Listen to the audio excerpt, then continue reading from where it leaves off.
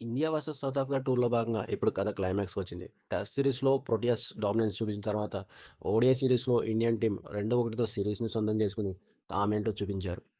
వైజాగ్‌లో జరిగిన లాస్ట్ ఓడిఐలో ఇరు జట్ల ఫ్యాన్స్‌ని ఎంటర్‌టైన్ చేశాక వెంటనే టీ20 ఫార్మాట్‌కి సిద్ధమయ్యారు. కాకపోతే ఇది పూర్తి భిన్నంగా ఉంటుంది. డిసెంబర్ 9 నుండి జరగబోయే 5 టీ20ల సిరీస్ కటక్ వేదికగా జరగబోతుంది.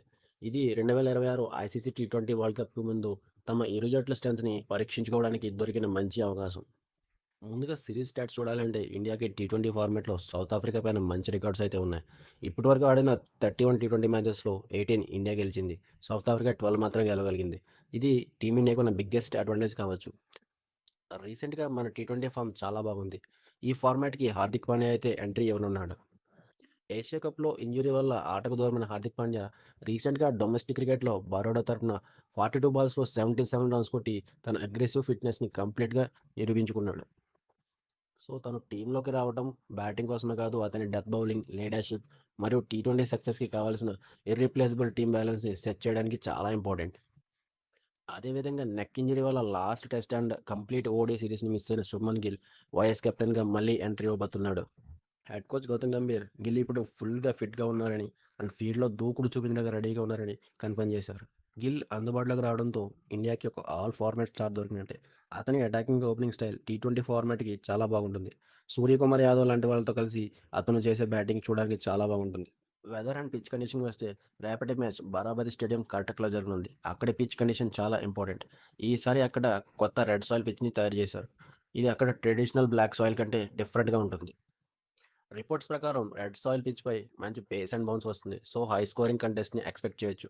బౌన్స్ ఎక్కువ ఉండడం వల్ల బ్యాట్స్మెన్కి షాట్స్ ఆడడానికి చాలా ఈజీగా ఉంటుంది.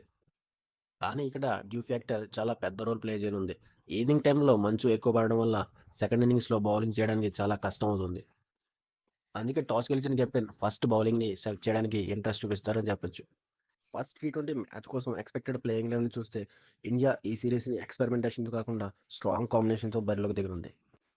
ఓపెనర్స్‌గా శుభ్మన్ గిల్‌తో పాటు అభిషేక్ శర్మ వచ్చే అవకాశం ఉంది. నంబర్ 3లో తిలక్ వర్మ ఉండగా captain Suryakumar Yadav as usual number 4లో వచ్చి తన ఫైరింగ్ ఇన్నింగ్స్‌ని స్టార్ట్ చేస్తాడు. హార్దిక్ పాండ్యా నంబర్ 5లో ఆల్రౌండ్‌గా బ్యాలెన్స్ చేస్తే వికెట్ కీపర్‌గా జితేష్ శర్మకి ఫస్ట్ ప్రిఫరెన్స్ ఉంది. స్పిన్ అటాక్‌లో చూస్తే కుల్దీప్ యాదవ్, అక్షర్ పటేల్ అండ్ వరుణ్ చక్రవర్తి ఉండగా ఎవరో ఇద్దరికే ప్లేయింగ్ లెవెన్‌లో ఛాన్స్ ఉండొచ్చు. పేస్ బౌలింగ్ అటాక్‌ని బుమ్రా లీడ్ చేస్తే అతనికి తోడుగా హర్షదీప్ సింగ్ ఉండొచ్చు. సౌత్ ఆఫ్రికా వైపు నుండి టెస్ట్ అండ్ ఓడియా ఫార్మాట్లో మంచి ఫామ్లోకి వచ్చిన ఐడెన్ మార్క్రమ్ కెప్టెన్గా లీడ్ చేస్తారు. పవర్ హిట్టింగ్ కోసం డేవిడ్ మిల్లర్ టీంలోకి ఇప్పటికే ఎంట్రీ ఇచ్చాడు. మన స్పిన్నర్స్ని క్వింటన్ డికాక్ ఎలా కౌంటర్ చేస్తారనేది చూడాలి మరి. రేపటి నుండి ఈ టీ20 సమరం ఒక హై వోల్టేజ్ సిరీస్గా మారుతుంది. అయితే సౌత్ ఆఫ్రికా ఫాస్ట్ బౌలింగ్ స్ట్రెంత్ని కూడా మనం మర్చిపోకూడదు. మార్కో యాన్సన్, లుంగి యాంగిడి వంటి పెద్ద పేస్ అటాక్ని మన యంగ్స్టర్ అభిషేక్ శర్మ, శుభ్మన్ గిల్ ఎలా ఆడతారనే దాని మీద కూడా ఫైనల్ రిజల్ట్ ఆధారపడి ఉంటుంది. మార్కో యాన్సన్ అయితే రీసెంట్ ఫామ్‌లో రెచ్చిపోతున్నాడు. తన ఆల్‌రౌండ్ షోతో ఫ్యాన్స్‌ని ఆకట్టుకుంటున్నాడు. అటు బౌలింగ్‌లోనూ, ఇటు బ్యాటింగ్‌లోనూ దూసుకుపోతున్నాడు. మన టీమిండియాకి అసలైన ఛాలెంజ్ ఇక్కడే ఉంది. ఎందుకంటే లాస్ట్ ఓడిఐలో ఫామ్‌లోకి వచ్చిన క్వింటన్ డికాక్ ఓపెనింగ్ చేస్తాడు. మిడిల్ ఆర్డర్ కూడా డేవాల్ బ్రేవిస్, కార్బన్ బాష్, డేవిడ్ మిల్లర్‌తో చాలా గట్టిగానే ఉంది.